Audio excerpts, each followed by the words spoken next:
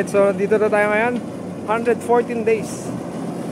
So try natin magpa-harvest para mahabol natin yung magandang presyo.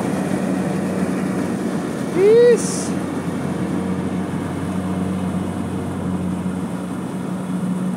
Tanda na nung reaper natin, no? Parang meron na atang 12, 13 years na ata yung reaper na yan. Lolo. Okay. So mamaya bilangin natin kung makakailang area to.